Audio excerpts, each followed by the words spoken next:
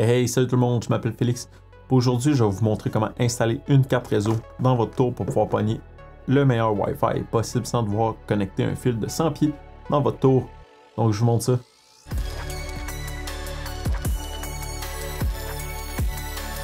Première chose, je vais essayer, c'est un petit de quoi de nouveau là. Dans le fond, c'est que ma caméra est sur un bras.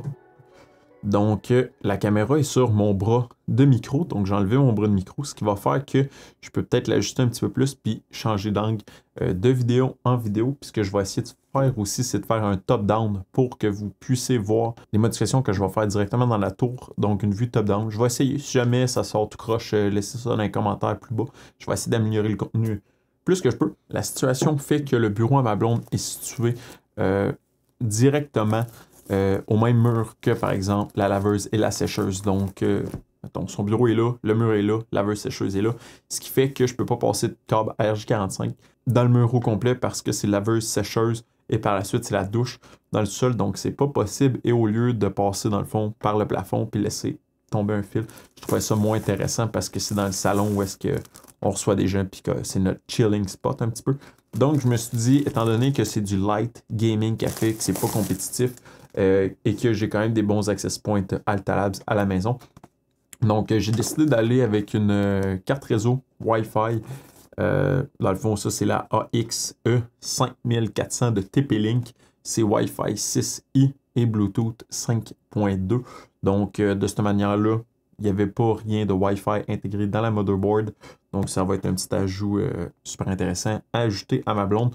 Puis, dans le fond, on n'aura plus besoin de traîner un fil vraiment long pour se connecter parce que le câble, dans le fond, je faisais comme le tour de la pièce en suivant le mur jusqu'à la prise RJ45 où est-ce qu'on a notre TV. Donc, c'était juste laid. Donc, j'ai décidé de... C'était un bon petit 45$, 50$ bien investi. En ouvrant la boîte, on a notre carte Wi-Fi avec l'extension qui est un petit peu plus longue.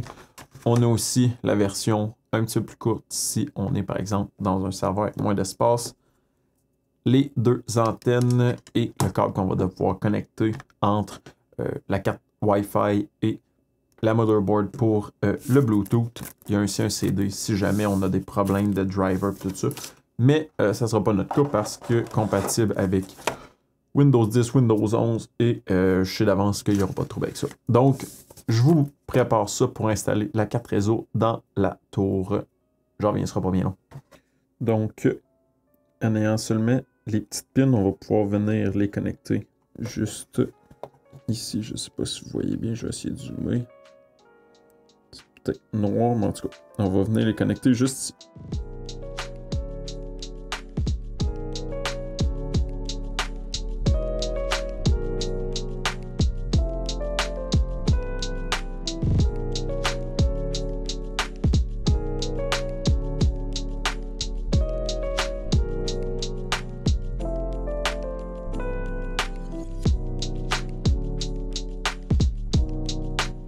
La seule chose qu'il nous reste à faire, c'est de connecter ce petit câble ici à la prise USB, juste là.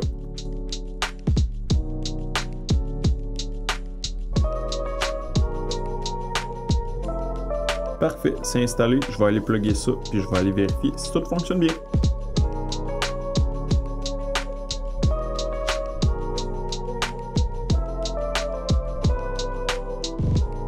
Donc, c'est pas mal juste ça. Dans le fond, installer la carte réseau, on plug ça là, on visse les antennes. Si jamais on a le Bluetooth et on a besoin de connecter le fil à la motherboard, c'est vraiment pas compliqué. Il y a un petit label normalement USB 1, USB 2, USB 3 directement sur la motherboard. Donc, pas plus compliqué que ça. J'ai ouvert la machine, j'ai rentré mon mot de passe Wi-Fi, j'ai fait un speed test. J'étais à autour de 500 download-upload. Donc, super bon résultat pour du light gaming. Ça va faire amplement la job et Bluetooth fonctionne aussi super bien pour connecter un device. On ajoute la carte, on la plug dans la machine, on met les antennes, on connecte le petit fil s'il y en a un. Par la suite, si on rouvre notre machine Windows 10, Windows 11, tous les drivers devraient déjà être installés et opérationnels directement sur la machine. Donc, pas de problématique avec ça. C'est sûr que si jamais vous utilisez Linux, il y a peut-être un ou deux drivers que vous allez devoir installer, mais sinon, ça ne sera pas plus compliqué que ça.